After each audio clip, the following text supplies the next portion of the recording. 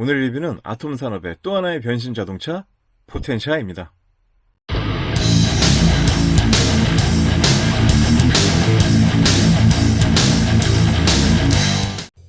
네, 전편의 변신 로봇 그랜저에 이어서 아톰 산업의 시리즈로 당시에도 소개를 드렸었던 포텐샤를 준비해보았습니다. 전편 리뷰 이후 답글란에 델타제타님이 정보로 1984년 구형 트랜스포머 프라우를 기반으로 제작되었음을 알게 되었는데요. 머리 부분이 어디서 봤나 싶었나 했었는데 역시 프라우를 모델로 하였다니 약간은 실망감이 엄습해왔지만 그래도 우리나라 그랜저와 그 외 여러 국산 자동차의 외형을 담았다는데 의미를 두고자 합니다.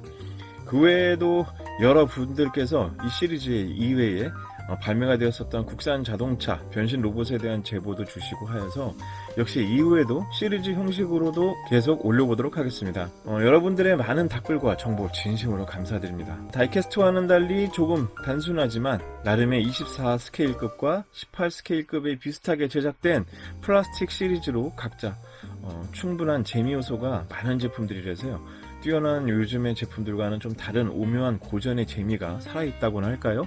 역시 오늘의 포텐샤도 그런 주인공으로 오늘 리뷰를 시작해보도록 하겠습니다. 그럼 오늘의 주인공 박스아트부터 보도록 하겠습니다.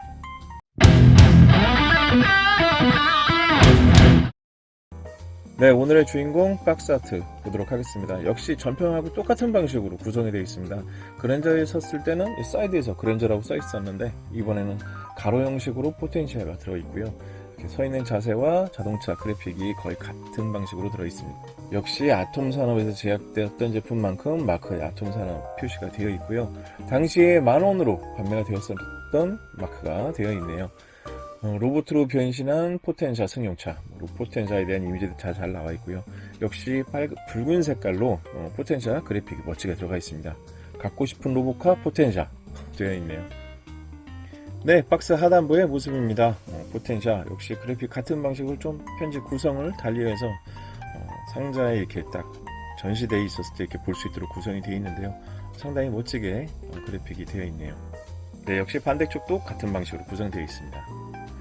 네, 이번 상자 사이드 뷰에 보면은 저번에 그랜저 같은 경우는 상단에 그랜저가 있었고 아래에 자매품 형식으로 소나타가 있어서 소나타 브랜드가 또 있었구나 라는 걸 알게 되었었는데 이 제품은 좀 아쉽게 제가 좀 보유하고 있는 상태다 보니까 위에는 소나타, 위에는 포텐시아, 그리고 하단에는 그랜저로 이렇게 구성이 되어 있습니다. 그러다 보니까 이 이외에 그때 여기서 보면 그때는 빅5라고 되어 있었는데 빅4 시리즈 빅4가 이렇게 그랜저라고 이렇게 나와 있는데 나머지 다섯 번째 중에서 두 가지 제품이 뭔지를 좀 궁금했었는데 그 부분은 좀 알 수 없게 되었네요.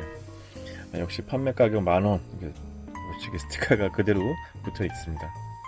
네, 상자 반대쪽 모습도 역시 측면과 같은 방식으로 되어 있는데요. 좀 크게 그래픽 구성이 되어 있는 모습을 알 수 있습니다. 그럼 오늘의 주인공 개봉해 보도록 하겠습니다. 네, 상자를 개봉한 모습입니다. 상자 겉 케이스를 열면 내부에 이렇게 들어있는 모습 역시 그랜저와 같은 방식으로 되어 있었고요. 역시 레이저 빔 라이플이 하나가 들어있고 그 설명서가 하나 이렇게 공식적으로 같이 포함이 되어 있습니다. 네, 개봉 전 설명서 보도록 하겠습니다. 역시 설명서가 빠지면 아쉽겠죠. 상당히 단순하면서도 단순한 변신 과정들을 아주 심플하게 표현되어 있는데요. 자동차로만 변신하는 과정은 되어 있지만 자동차에서 로봇으로 되는 부분들은 설명이 따로 되어 있지는 않은데 다시 이렇게 거꾸로 작업하면 될 것 같습니다. 그럼 오늘의 주인공 개봉해 보도록 하겠습니다.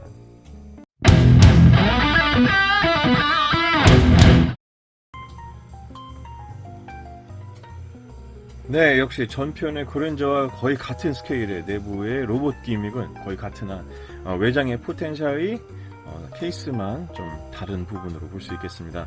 포텐샤는 다소 밝은 붉은색으로 제품이 발매가 되었는데요. 휠 커버도 기본의 그랜저의 것과는 다른 자체의 디자인을 위해서 제작이 되었습니다.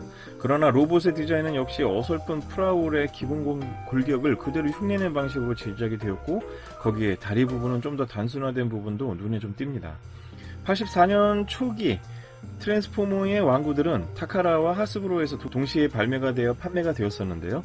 당시까지만 해도 변신 기능만으로도 대단하게 여겨지던 시절이라 메카닉으로서의 가동 기믹은 크게 중점을 두지 못했던 시절의 제품들이었습니다. 그러한 부분들이 그래도 역시 이 포텐샤에도 녹아내려 가동의 기능은 상당히 부족한 로봇의 모습을 보여주고 있습니다. 그럼 포텐샤로 바로 변신해 보도록 하겠습니다.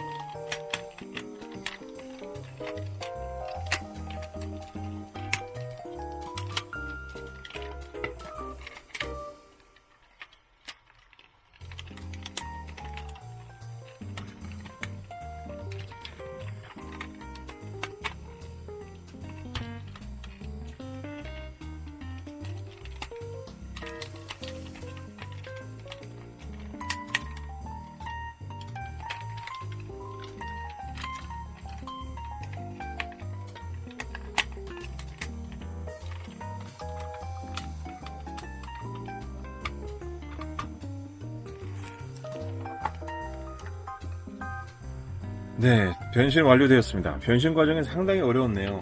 요즘에 나오는 어떤 또보 시리즈들의 어떤 딱딱 부러지는 그런 느낌들이 아니라 약간 좀 초기 작업들에 대한 이런 부분들이 좀 어려운 방식으로 좀 변신이 되다 보니까 그렇게 단순하게 딱딱 맞아 떨어지는 부분은 없으나 변신 이후에는 상당히 나름대로의 그 모습들을 잘 간직하고 있어서 자동차 완구로서의 포인트가 잘 유지가 되고 있습니다. 전면부 클리어 파츠는 조금 어색하지만 진한 청색 클리어 파츠로 제작이 되어 확실한 대비를 이루고 있습니다. 그릴도 초기 포텐샤의 모습을 잘 담아 한눈에 포텐샤의 멋을 보여주고 있는데요. 역시 원본의 프라우를 보고 나니 우리 포텐샤도 전면부의 캐노피가 단순히 박혀있는 것이 아니라 좀 아쉽다고나 해야 될까요? 그 오리지널 플라울 같은 경우는 전면 그 캐노피 부분, 전면 창문이 투명 클리어 파츠로 되어 있는데 우리나라 이 포텐샤와 그랜저는 박혀 있습니다. 좀 그런 부분이 좀 욕심이겠죠. 실버 파츠가 아닌 그릴이나 휠 부분은 역시 골드로 도금이 되어서 고급스러움이 좀 배가 되었습니다. 다만 역시 변신 로봇으로서의 구성에 치우치다 보니 전체적인 변신 후로 보면 전면부가 옆에서 보면 조금 짧아진 듯한 느낌은 아쉽다고 할 수 있겠습니다. 그럼 변신 후에 우리 포텐샤의 모습 좀 더 디테일하게 보도록 하겠습니다.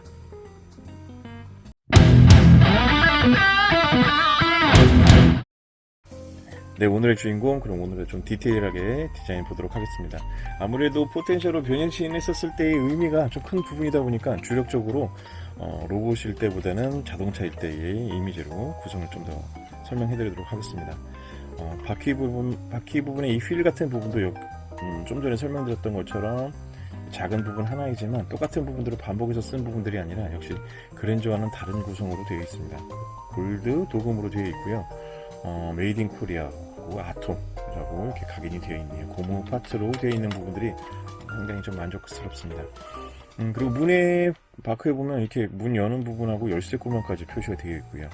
별거 아닌 듯하지만 기름 줄고 오른쪽 후방부에 이렇게 자리 잡고 있는 부분들이 반대쪽에는 없는 부분들, 좀 이런 부분들이 좀 작은 거 하나도 섬세하게 만들었다는 느낌들이 잘 다가와서 자동차로만 본다 그런다면 상당히 많은 이렇게 이만큼한 스케일로 볼 수가 없는 그런 제품들이기 때문에 좀 만족스럽지 않나 생각해 봅니다.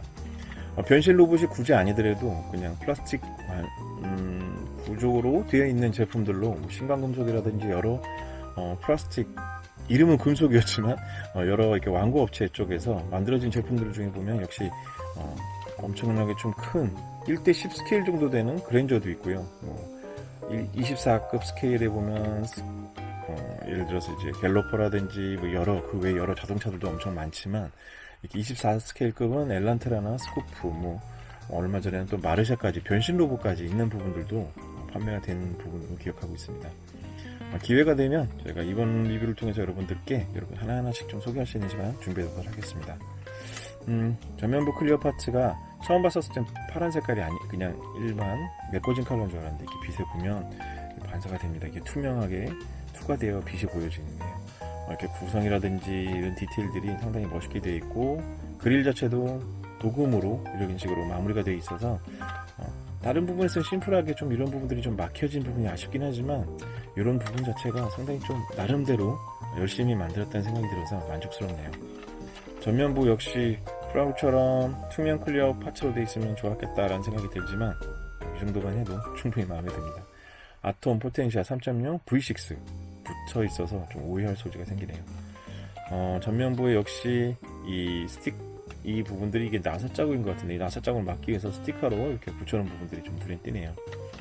그 외에 좀 84년에 원본을 갖고 이렇게 만들었다 생각해 보면 좀 그런 요소들이 단점들도 많지만, 요즘에 나오는 뭐 카보처럼 이렇게 완벽한 그런 기믹이라든지 가동 변신이라든지 뭐 이런 부분들이 만족스러운 부분들이 많지만, 이때는 아무래도 84년도의 제품을 모델로 해서 이렇게 만든 제품이다 보니까 좀 여기가 좀 허전한 부분들도 있지만, 나름의 또 다른 의미로서 상당히 소장 가치가 있다 생각합니다.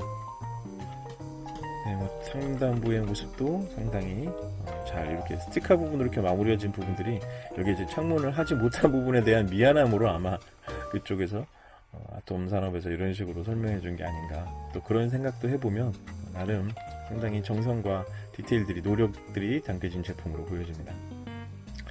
네, 오늘의 포텐차였습니다.